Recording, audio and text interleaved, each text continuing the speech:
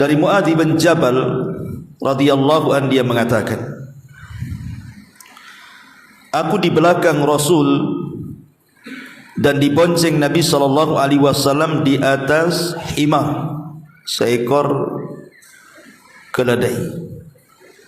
Dalam riwayat namanya Ufair, keledainya Rasul namanya Ufair.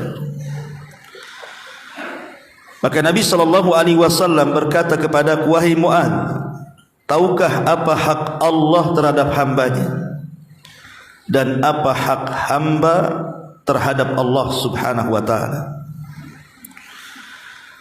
Maka Mu'adz mengatakan, Allah dan Rasulnya yang tahu. Maka Rasul mengatakan, hak Allah atau tuntutan Allah kepada hambanya agar mereka beribadah hanya kepadanya dan tidak menyekutukan Allah dengan apapun. Adapun hak hamba kepada Allah agar jangan sampai ada yang diazab orang yang tidak menyekutukan Allah sedikit pun. Maka Mu'adz mengatakan, ya Rasulullah, ini kabar baik, kabar gembira. Boleh enggak aku kabar baikkan manusia dengan berita ini? Maka Rasul mengatakan, jangan, nanti mereka akan bersandar dengan itu. Hadis ini dikeluarkan oleh Imam Muslim, Imam Al-Bukhari dan Muslim.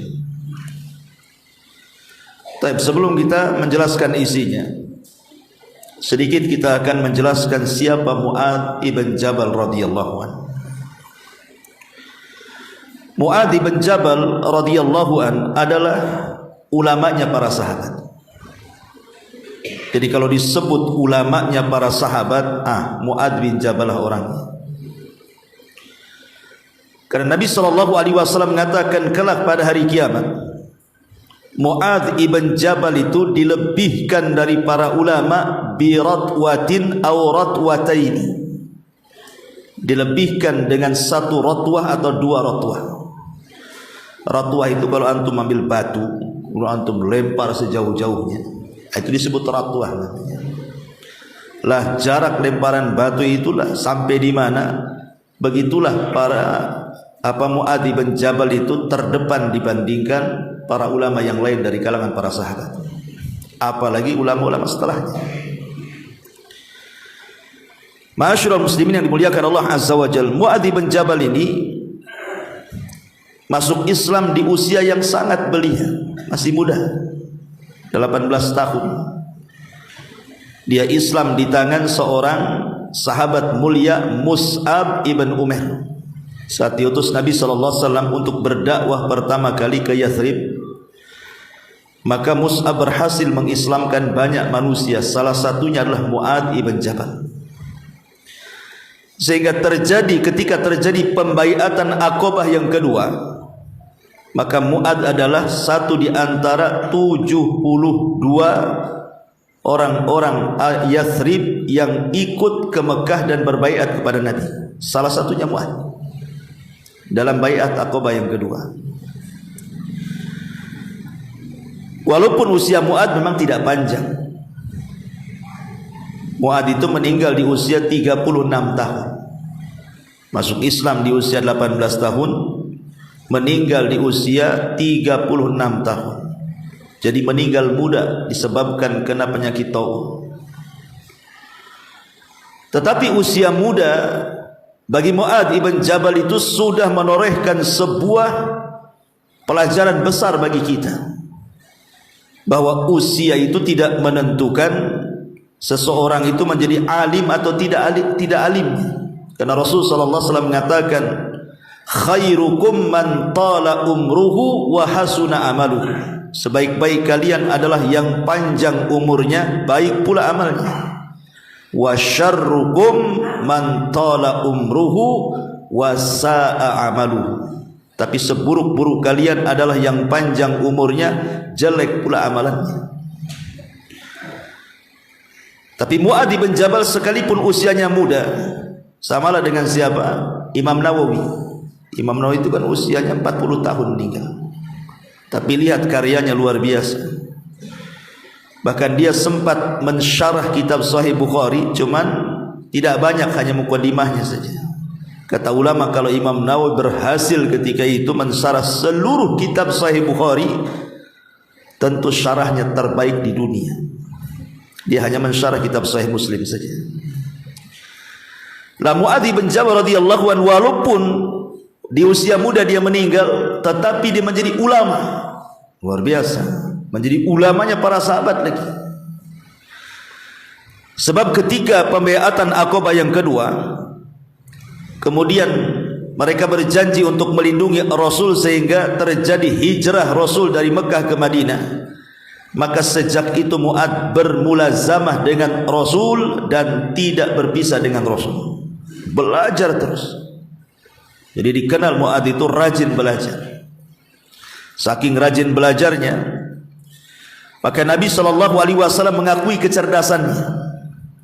Sampai-sampai Nabi SAW menjadikan Mu'adz itu satu di antara 4 sahabat yang direkomendasi diambil Qur'annya.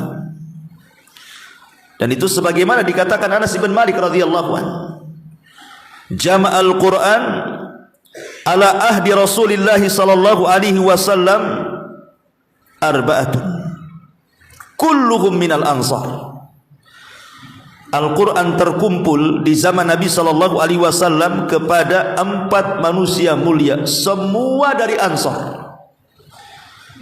Kemudian disebutkan yang pertama Ubay ibn Ka'ab, yang kedua Zaid ibn Thabit, yang ketiga Mu'adz ibn Jabal, dan yang keempat Abu Zaid. Itulah di antara 4 sahabat Ansar yang kata Rasul ambil Quran dari orang-orang ini. Salah satunya Mu'adz ibn Jabal radhiyallahu anhu. Bahkan Mu'adz ibn Jabal radhiyallahu anhu sampai dikatakan oleh Umar radhiyallahu anhu, dia adalah a'lamun nas bil halali war haram, manusia yang paling paham dengan halal dan haram. Sehingga sahabat mengatakan dari Nabi sallallahu alaihi wasallam, arhamu ummati bi ummati Abu Bakrin, manusia yang paling memiliki kasih sayang dalam kepada manusia yang lainnya adalah Abu Bakar. Wa ashadduha fid dinillahi Umar, dan yang paling keras mempertahankan agama adalah Umar. Wa asdaqu haya Utsman, dan yang paling malu adalah Utsman. Wa a'lamuhum bil halali wal haram Mu'adz, dan orang yang paling alim dengan halal dan haram Mu'adz lah orangnya. Wa afraduhum Zaid, adapun yang paling paham dengan faraid, maksudnya ilmu waris, adalah Zaid. Likulli ummatin amin wa aminu hadhil ummah Abu Ubaidah ibnul Jarrah. Setiap umat itu ada orang amanahnya, dan orang yang paling amanah di antara umatku, kata Rasul, dialah Abu Ubaidah ibnul Jarrah. Dari sini saja kita tahu manzilah kedudukan Mu'adz, baik di mata Nabi ataupun di mata para sahabat. Jadi kalau seandainya banyak berkumpul para sahabat di satu majelis, kemudian di majelis itu ada Mu'adz ibn Jabal, semua diam.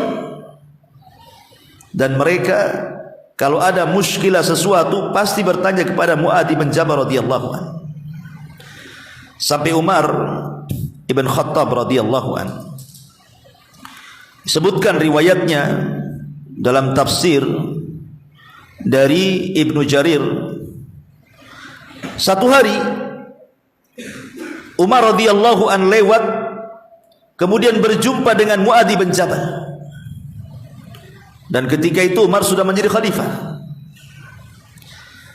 Akhirnya kemudian kata Umar radhiyallahu an mengatakan kepada Mu'adz, ya Mu'adz, ma qiwamu hadhil ummah. Mu'adz, saya ingin tanya. Umar saja bertanya sama Mu'adz. Bahkan Umar sampai mengatakan, saking kagumnya dengan Mu'adz ibn Jabal, mengatakan laula Mu'adz ibnu Jabalin lahalaka Umar, katanya. Kalau bukan karena Mu'adz, Umar sudah hancur, katanya. Saking menghargainya Mu'adz Umar bin Khattab. Jadi satu hari dia bertanya kepada Mu'adz, Mu'adz, apa sih penegak agama itu bagi umat ini? Yang bisa menegakkan agama bagi umat ini apa? Maka Mu'adz bin Jabal mengatakan, "Thalathun wa hunnal munjiyat."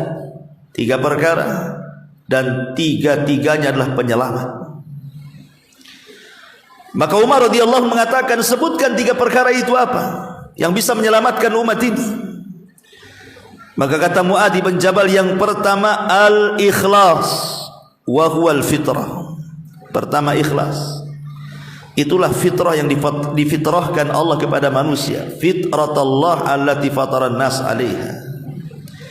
Kemudian yang kedua wassalatu wahiyal millah. Itulah salat. Yang kedua salat, itulah agama. Orang kalau masih salat masih punya agama. Artinya orang kalau sudah tidak salat tidak punya agama. Lalu yang ketiga, wahai Mu'adz, kata Mu'adz, wat ta'atu wahiyal ismah. Ketaatan kepada Allah dan Rasulnya itulah yang bisa menjaga kita. Jadi Umar saja bertanya kepada Mu'adz bin Jabal radhiyallahu anhu tentang penyelamat umat ini. Maka Mu'adz mengatakan 3, ikhlas, salat, taat. Selamat umat ini. Kalau umat ini masih ikhlas dalam beramal, masih melaksanakan salat dan masih melakukan ketaatan-ketaatan yang lainnya, selamat umat ini, kata Mu'adz kepada Umar. Ma'asyiral muslimin yang dimuliakan Allah Subhanahu wa taala. Lah Mu'adz bin Jabal radhiyallahu anhu disebutkan bahwa Nabi sallallahu alaihi wasallam sangat cinta dengan Mu'adz ini sampai terlontar langsung dari lisannya. Satu hari Nabi sallallahu alaihi wasallam pernah menggandeng tanganku. Kemudian Rasul mengatakan, "Ya Mu'adz, wallahi inni uhibbuk," kata Rasul. Mu'adz, demi Allah, aku sangat cinta dengan kamu. Cinta karena Allah. Kemudian Rasul mengatakan, "Usika ya Mu'adz, aku wasiatkan kepadamu wahai Mu'adz, la tada'anna fi duburi kulli salatin an taqula Allahumma inni ala dzikrika wa syukrika wa husni ibadati." Saya wasiatkan kepadamu wahai Mu'adz, jangan pernah meninggalkan doa selepas salatmu. Ya Allah, bantulah aku agar bisa terus mengingatmu, agar bisa terus bersyukur akan nikmatmu, dan agar bisa terus memperbaiki ibadahku. Luar biasa. Nabi SAW mengajarkan kepada Mu'adz agar jangan ditinggalkan. Makanya kemudian Allahumma inni ala dzikrika wa syukrika wa husni ibadatik menjadi wirid kita setiap selesai sholat, kan itu. Karena maknanya luar biasa. Kadang-kadang kita ini baca tapi tak paham mana. Coba bayangkan di sini Rasulullah SAW mengatakan, katakan ya Mu'adz selepas sholatmu, Allahumma a'inni, ya Allah bantu aku, tolong aku, ala dzikrik, agar senantiasa bisa mengingatmu, wa syukrika, dan bisa bersyukur akan nikmatmu, dan bisa terus memperbaiki ibadahmu. Itu yang kita perlukan dalam sehari-hari, kan? Berusaha mengingat Allah, berusaha bersyukur dan memperbaiki ibadah. Apalagi antum sehari-hari kalau bukan ini. Makanya kemudian syahidnya di sini adalah Rasul mengatakan, ya Mu'adz, wallahi inni uhibbuk. Wahai Mu'adz, demi Allah aku cinta dengan kamu. Makanya Imam Ibnul Qayyim rahimahullahu taala mengatakan, asy-sya'nu laisa asy-sya'nu an tuhibba walakinna sya'na an tuhab. Sebuah perkara itu bukan bagaimana engkau mencintai, tapi bagaimana engkau dicintai. Kalau Nabi SAW sudah mencintai kita, secara otomatis kita dengan cinta kita dengan Nabi jelas. Tapi kalau kita mengatakan saya cinta dengan Nabi, mungkin Nabi cinta dengan kita, bisa iya bisa tidak. Betapa banyak orang-orang yang mengaku cinta kepada Rasul, tapi amalan mereka jauh daripada ajaran Rasul. Mereka membuat bid'ah dengan bid'ah ini, bid'ah itu, macam-macam bid'ah mereka buat. Padahal Nabi SAW ketika berada di telaganya, ada umat-umatnya yang diusir dari telaga. Kemudian Rasul mengatakan, ummati, ummati, itu umatku, umatku. Allah katakan, biarkan mereka terusir wahai Muhammad. fa innaka la tadri ma ahdatsu ba'daka innahum ghayyaru wa baddalu. Kau tidak tahu apa yang terjadi sepeninggalmu. Mereka sudah merubah-rubah syariatmu tuh. Biarkan mereka terusir. Ma'asyiral muslimin yang dimuliakan Allah Subhanahu wa taala, bahkan saking yakinnya Nabi sallallahu alaihi wasallam kepada Mu'adz ini, artinya sudah tidak bisa lagi dianggap remeh Mu'adz ini, karena Nabi sallallahu alaihi wasallam mempercayakan kepada Mu'adz untuk mendakwai penduduk Yaman. Pergi kau ke Yaman, karena ketika itu Ali diutus tidak berhasil mendakwai penduduk Yaman. Maka Nabi sallallahu alaihi wasallam mengutus kembali sahabat yang lain yang memang pakarnya, Mu'adz bin Jabal radhiyallahu anhu bersama Abu Musa al-Asy'ari radhiyallahu anhu, karena Abu Musa al-Asy'ari memang orang Yaman dari kabilah Asy'ariyun yang dikenal dengan bacaan Qur'annya itu. Kata Nabi sallallahu alaihi wasallam kepada Abu Musa al-Asy'ari, la sautuka kamizmar min mazamiri ali Daud. Suaramu ketika mengaji wahai Abu Musa persis seperti Daud apabila membaca Zabur, saking indahnya. Makanya kabilah Asy'ari terkenal indah suaranya, sampai Rasul mengatakan, aku tahu di mana orang-orang Asy'ariyun ketika mereka malam hari di tengah-tengah pasukan, katanya. Kok bisa kau tahu wahai Rasul? Ya, karena mereka suka qiyamul lail dan mereka punya suara khas, kata Nabi. Lah, Abu Musa ini diutus dengan Mu'adz untuk berdakwah ke Yaman, karena Abu Musa orang Asy'ari Yaman, tahu wilayah. Kemudian Mu'adz pun dinasihati oleh Rasul agar yang pertama kali engkau datang ke sana yang kau hadapi itu kebanyakan ahli kitab, maka ajak mereka ke dalam tauhid, kata Rasul. Kalau sudah terima, baru ajak mereka, ajari mereka salat, ajari mereka ibadah-ibadah yang lainnya, termasuk terakhir ambil harta ataupun ajari mereka zakat, ambil harta dari zakat-zakat itu dari orang kaya mereka, salurkan kepada orang-orang miskin mereka. Kata Rasul di ujung hadis, tetapi kata Rasul, hati-hati, wa iyyaka wa karaima amwalihim, jangan sembarang ngambil harta zakat. Pamannya nih, antum punya kambing 40 ekor, saya penarik zakat. Jangan asal comot, kamu sudah dapat 1 kambing tuh, jangan asal comot kambing itu. Jangan-jangan kemudian diambil pejantannya pula. Ambil yang sedang-sedang saja, tidak terlalu buruk, tidak terlalu bagus. Makanya Rasul mengatakan hati-hati harta-harta yang dianggap bernilai itu. Kenapa? Karena kalau engkau lakukan ini sebuah kezaliman, walaupun kau ngambil zakat.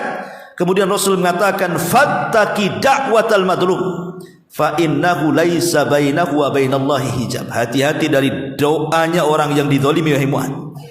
Karena kalau mereka sudah berdoa, antara dia dengan Allah tidak penghalang, tidak ada penghalang sama sekali. Tetapi sayang, Mu'adz bin Jabal radhiyallahu anhu ketika masih berada di kota Yaman, di negeri Yaman, Nabi meninggal dunia. Betul firasat Nabi SAW kepada Mu'adz, wahai Mu'adz, kalau engkau berangkat ke Yaman, engkau tidak akan mendapati aku di tempat ini, bahkan engkau hanya mendapati masjidku ini saja, katanya. Mu'adz pun menangis. Betul ketika dia sedang berdakwah di Yaman, mendengar Nabi SAW meninggal dunia. Jadi ketika pulang di masa Khalifah Abu Bakar, udah gak ketemu Nabi itu. Ya. Ma'asyiral muslimin yang dimuliakan Allah Subhanahu wa ta'ala. Lah Mu'adz bin Jabal sendiri, di antara jasa-jasanya dalam Islam tentu banyak, karena selain daripada dia adalah pewaris Nabi SAW, al-ulama warasatul anbiya. Mu'adz itu kan pewaris Nabi, karena dia yang mewarisi ilmu Nabi SAW. Itulah keutamaan orang yang memiliki ilmu, ikhwan.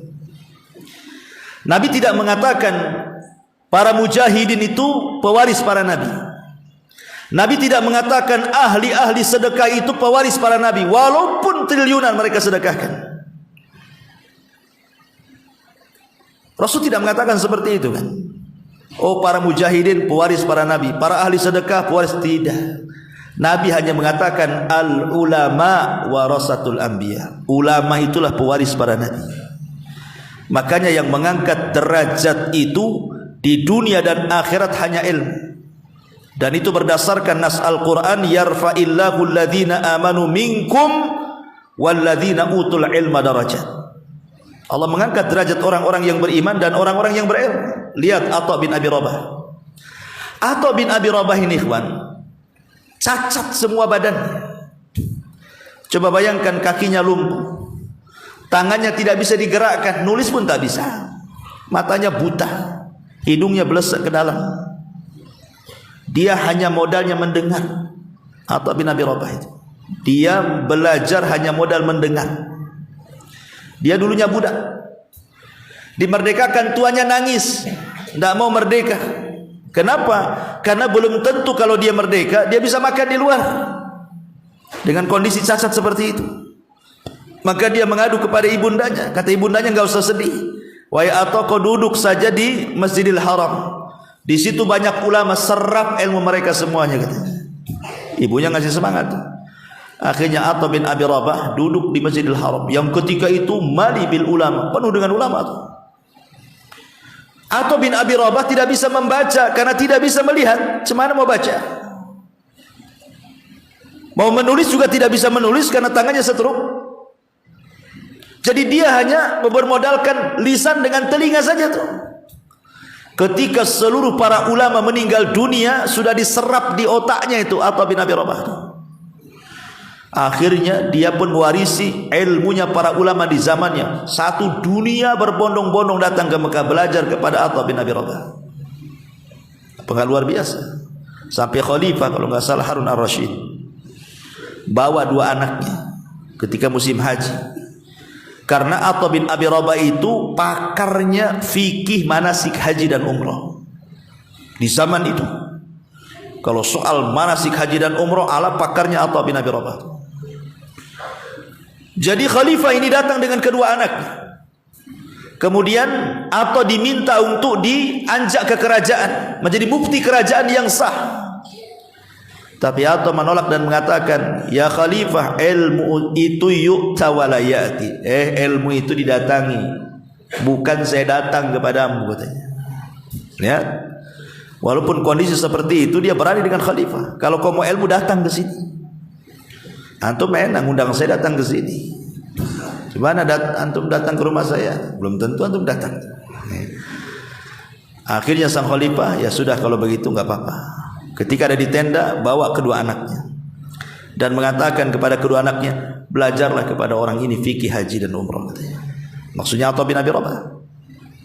Ya, ayahmu hanya tunduk kepada orang ini, katanya. Dia diajarkan tawadu kepada anak-anaknya. Kalau bukan karena ilmu, ayahmu tidak akan tunduk. Tapi karena ilmu lah yang menundukkan ayahmu ini. Begitulah Islam mengangkat derajat. Termasuk Mu'adz bin Jabal, diangkat tinggi-tinggi padahal usianya muda tetapi luar biasa. Sampai-sampai dikisahkan oleh Abu Muslim Al-Khawlani. Abu Muslim Al-Khawlani seorang tabi'in, ya. Abu Muslim Al-Khawlani. Jadi Abu Muslim Al-Khawlani ini satu hari dia masuk ke Himsa, di Syam sana. Tiba-tiba kemudian dia masuk ke sebuah masjid, ramai, sak-ramai-ramainya masjid itu. Mau anak muda, mau kakek-kakek, penuh, sak penuh-penuhnya masjid itu. Kemudian Abu Muslim Al-Khawlani bertanya, ada apa masjid sepenuh ini? Maka orang-orang mengatakan, celaka engkau, kami sedang belajar kepada anak muda yang di kepalanya ilmu semua, katanya. Siapa dia? Kemudian dijelaskan, dialah Mu'adz ibnu Jabal radhiyallahu anhu. Penasaran ya Abu Muslim Al-Khawlani ini. Jadi pagi-pagi buta dia datang ke masjid itu. Disangkanya dia sudah sampai di masjid, rupanya Mu'adz sudah di situ salat malam. Ya. Sampai kemudian selepas salat subuh mulailah Abu Muslim ini bertanya dan mengatakan, inni uhibbuka fillah, aku cinta karena Allah. Saya melihat luar biasa dirimu. Allah tuhibbuni, kata, demi Allah kau cintaiku, katanya. Ya Allah, demi Allah aku mencintaimu karena Allah Subhanahu wa taala.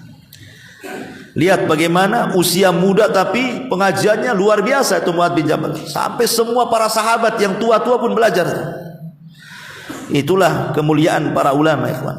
kemuliaan para ulama luar biasa. Sampai-sampai ketika di pemerintahan Abu Bakar saja Mu'ad pulang dari Yaman itu, Umar dengar Mu'ad datang, pertama yang menyambut itu Umar. Padahal kalau dari segi kemuliaan tentu Umar jauh lebih mulia dibandingkan Mu'ad. Tetapi Umar paham bahwa Mu'ad ini ulamanya para sahabat, makanya dimuliakan oleh Amirul Mukminin Umar Ibn Al-Khattab radhiyallahu anhu. Taib, kalau kita kisahkan Mu'ad bin Jabal, kita tidak masuk pada hadisnya. Kita masuk saja pada hadisnya. Jadi di sini Mu'ad bin Jabal radhiyallahu anhu menceritakan kepada kita bahwa, dan Mu'ad ini sekali lagi meninggal di Syam ya, ketika terjadi Taum Amwas. Taum Amwas ini kan ma'ruf itu. Ribuan para sahabat meninggal, salah satunya Abu Ubaidah Ibnul Jarrah, termasuk keluarga Mu'ad meninggal semua. Jadi Mu'ad bin Jabal ini menceritakan kepada kita, kuntu radifan Nabi sallallahu alaihi wasallam ala himarin. Kami, kata Mu'ad, aku pernah dibonceng Nabi di atas keledainya. Dan sekali lagi ada yang mengatakan nama keledai Nabi itu Ufair namanya. Dari sini ada istimbat hukum, boleh kita ini memberi nama hewan dengan sebutan nama. Boleh, kalau antum punya kucing itu kasih nama siapa gitu kan, Michael Jackson atau apa, kasih nama lah kan. Yang penting kasih nama saja, boleh, tidak ada masalah ya, karena binatang kan ya. Jadi Rasul itu punya keledai namanya Ufair. Itulah yang suka ditunggangi Nabi, karena Rasul itu kan kendaraan banyak. Rasul itu punya kuda perang ya, memang khusus untuk perang kan itu. Punya unta ya, punya keledai. Tapi yang biasa dibuat jalan-jalan, Rasul itu pakai keledai. Kemana-mana kalau jalan-jalan sekitar Madinah itu menggunakan keledai dia, menunjukkan tawaduknya Nabi sallallahu alaihi wasallam. Jadi satu hari Mu'ad ini dibonceng Rasul. Dalam riwayat Bukhari, Muslim riwayat Bukhari, Nabi sallallahu alaihi wasallam ini bertanya kepada Mu'ad dan mengatakan, "Ya Mu'ad, ya Mu'ad." Kata Mu'ad, "Labbaika ya Rasulullah." Kupenuhi panggilanmu Rasul. Rasul diam sambil jalan ya. Kemudian setelah 1 jam Rasul mengatakan lagi, "Ya Mu'ad, ya Mu'ad ibn Jabal." Maka Mu'ad menyaut lagi di belakang, "Labbaika ya Rasulullah." Sampai 3 kali. Jadi Rasul memanggil, kemudian dijawab, memanggil, kemudian dijawab, memanggil, kemudian dijawab. Setelah lama kali kan, ini Nabi ini mau ngomong apa ini? Karena Rasul berhentinya lama. Ditanya, "Hei Mu'ad," gitu. "Ya," kata Mu'ad itu. Diam lagi, jalan lagi keliling-keliling. "Ya Mu'ad," "Ya," kata Mu'ad. Mau ngapa Nabi? Karena nyebut sampai 3 kali, jedanya itu lama kan gitu ya. Jadi penasaranlah Mu'ad ini ya, dalam riwayat Bukhari itu. Maka tiba-tiba Nabi sallallahu alaihi wasallam setelah memanggil 3 kali baru mengatakan, "Ya Mu'ad, hal tadri ma haqqullah 'alal ibad?" Mu'ad, tahu enggak tuntutan Allah kepada hambanya?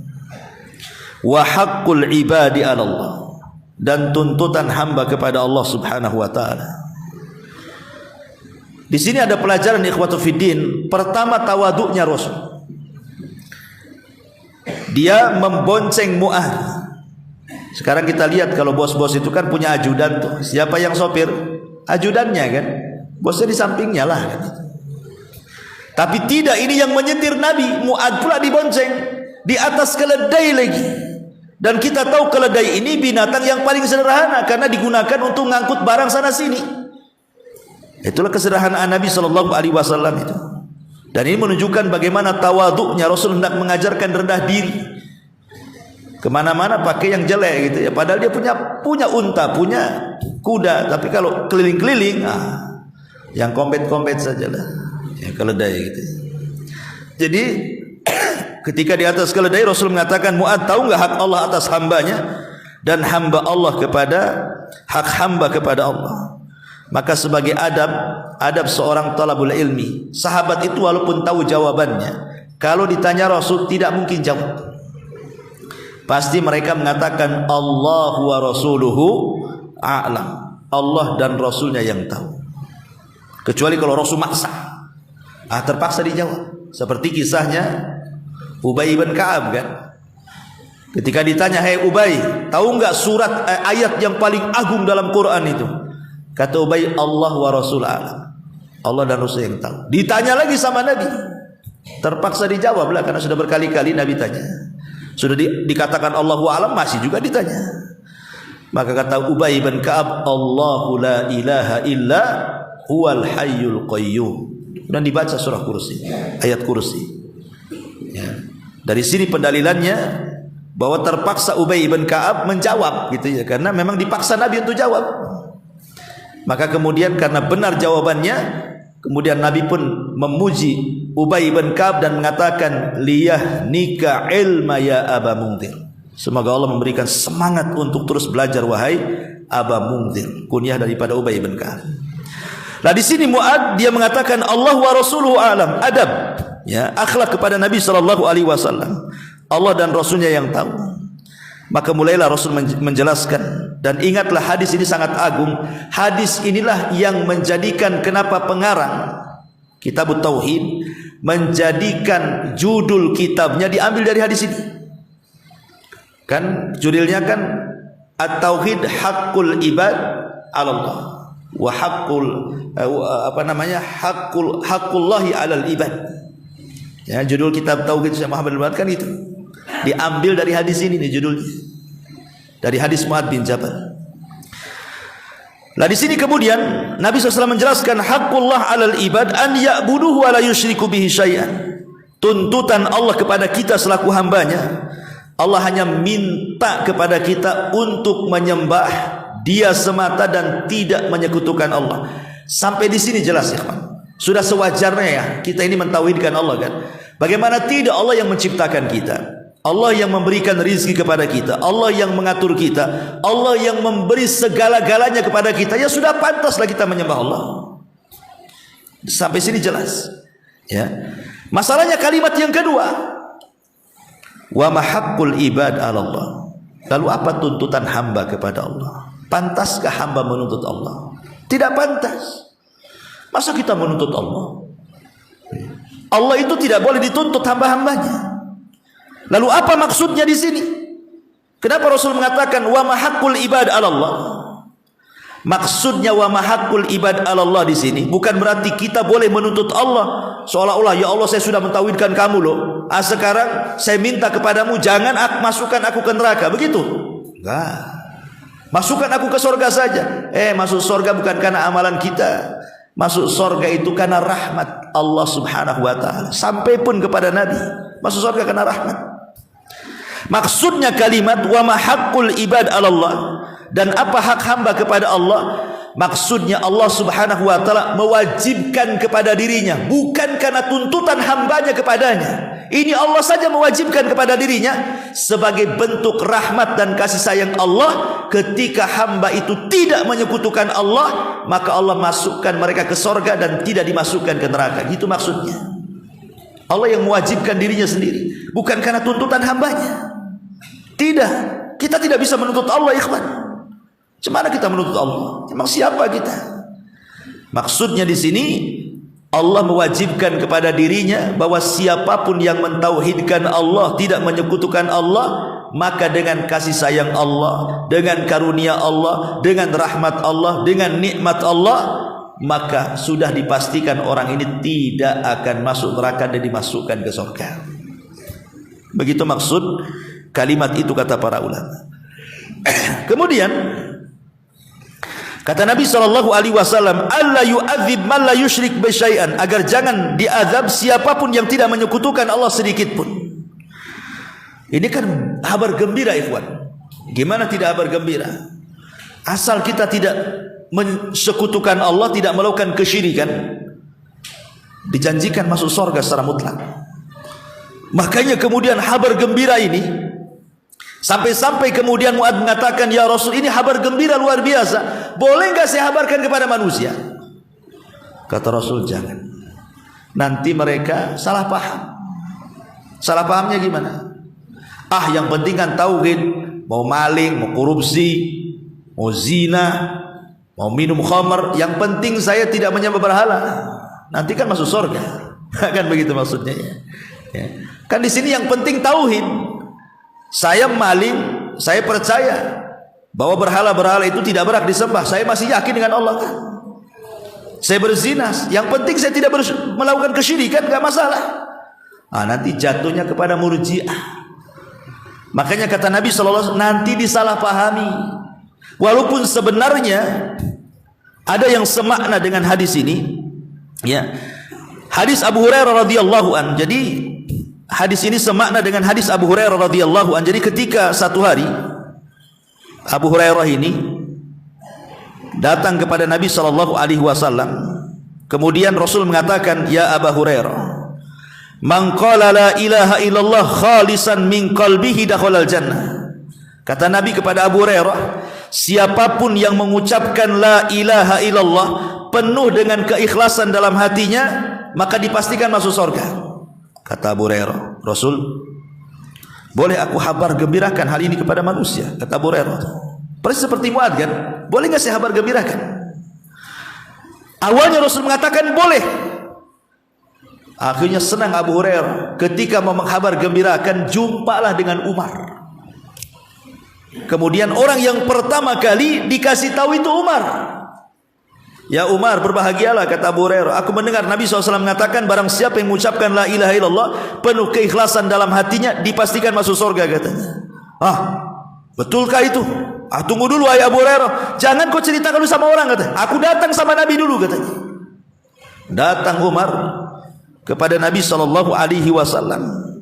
Kemudian Umar mengatakan, ya Rasulullah, kalau ini disebarkan, maka manusia akan bersandar kepada sabdamu ini. Sebaiknya jangan kau sebarkan. Nanti manusia marah mereka kemudian bersandar kepada sabdamu ini, katanya. Maka dipanggil lagi Abu Hurairah, ya Abu Hurairah, jangan kau sampaikan, katanya. Persis seperti kata-kata Mu'adz. Tapi kenapa kita tahu kalau nggak disampaikan? Kok kita baca hari ini kan? Berarti sampai hadis ini kepada kita kan? Kenapa sampai hadis Mu'adz ini kepada kita? Karena sebelum wafat Mu'adz takut. Kalau tidak disampaikan hadis ini, dikiranya dia menyembunyikan ilmu. Makanya sebelum wafatnya dia sampaikan hadis ini, karena dikhawatirkan dia disangka menyembunyikan ilmu masalahnya. Sampailah hadis ini kepada kita. Kemudian ulama mensyarah. Maksudnya kata-kata Mu'adz ini hanya kekhawatiran dari Nabi. Kalau seandainya disebarluaskan nanti orang itu salah paham. Yang penting tauhid, mau maksiat nggak apa-apa. Yang penting tauhid saja, katanya. Itu sudah masuk surga. Ya. Ulama mengatakan maksudnya orang yang bertauhid masuk surga itu, ada yang masuk surga awaliyah, direct masuk surga. Ada yang masuk surga belakangan. Memang dia bertauhid tapi masuk neraka karena bukan tauhidnya, karena dosa-dosa besar yang dilakukannya. Ya. Makanya kenapa Allah Subhanahu wa taala mengatakan, innallaha la yaghfiru an yushraka bihi wa yaghfiru ma duna dzalika liman yasha. Allah tidak akan menerima, tidak akan mengampuni siapapun orang yang menyekutukan dia, tapi Allah masih mengampuni orang-orang yang di bawah itu. Di bawah itu maksudnya selain daripada kesyirikan dosa besar. Kalimat di bawah itu kehendak Allah, maksudnya kalau Allah mau, Allah ampuni, masukkan dia ke surga. Tapi kalau Allah mau, boleh juga diazab di neraka, baru kemudian dimasukkan ke dalam surga. Itulah pemahaman hadis ini. Wallahu a'lam. Sudah.